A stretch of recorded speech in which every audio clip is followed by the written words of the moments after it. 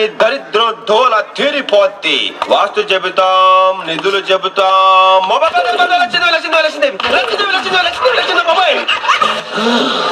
మా కాలుని లాగింది సాక్షాత్తు లక్ష్మీదేవా,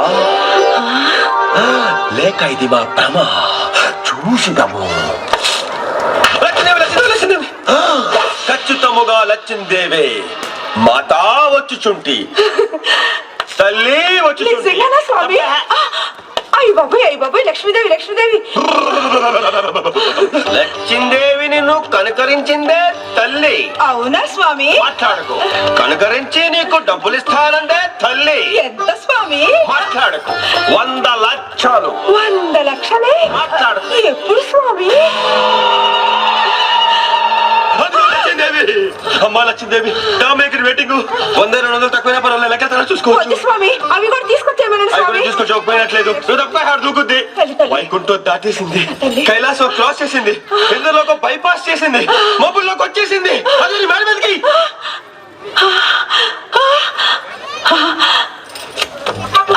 స్వామి ఏమైంది స్వామి?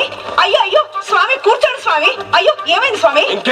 అయ్యో చిన్నప్పుడు నీకు తిరుపతిలో గుండెకిస్తానని బాబు మొక్కుకున్నాడు. ఆ మొక్క తీర్చలేదు, అందుకే లక్ష్మీదేవి రానికుండా ఆంజనేయ స్వామి తోగట్టాడు. అయ్యో ఇప్పుడు ఎలా స్వామి? హరోహర అత్తిరిచ్చరబరా.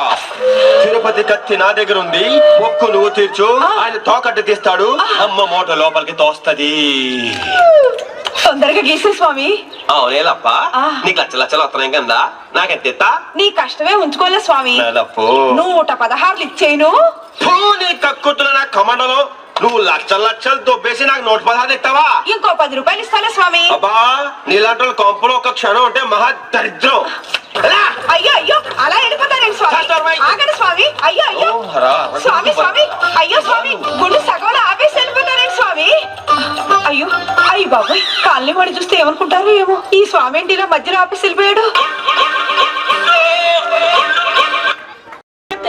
ఇగో నువ్వు మాత్రం ఫర్గెట్ అవ్వకుండా రిమెంబర్ పెట్టుకుని విజిటింగ్ చేయాలి. అలా నా వాయిస్ కటింగ్ ఇది వస్తుందా? ఇగో నా బ్యాటరీల పుల్లలు 2 ఉన్నాయి. నేను ఇక మస్తు మందిని ఇన్సల్ట్ చేయాలి. అదే కదా నేను చెప్తున్నది. ఇగో నేను నీతో మళ్ళీ టాక్తా, ఫోన్ పెట్టి నువ్వు. ఇగో రామా, ఈ కొంపనే నేను కొందామని చూసింది, చెత్తగున్నదా ఇడిచిపెట్టిన. నీకోకేరా తమ్మి, మేమంటే రిచ్ కదా, మా కానది. ఇంతకీ నేనెవరని చూస్తున్నారా? ఈ కాలనీలో అందరు నన్ను కోకాపేట ఆంటీ అంటారు. కోకాపేట ఇంటి పేరు ఆంటీ? అరది గదేమిటి పేరు. అంతకు ముందు పాల వ్యాపారం చేస్తుంటివి, అప్పుడు అందరు నన్ను పాలాంటీ అని పిలిచిండ్రు.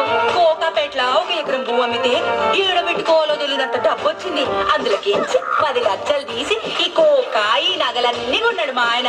పొద్దంటే ఏడాయే నీ మెడల మొల్లో ఉన్న ఇంకెవ్వతాడా ఉండద్దంటాడు.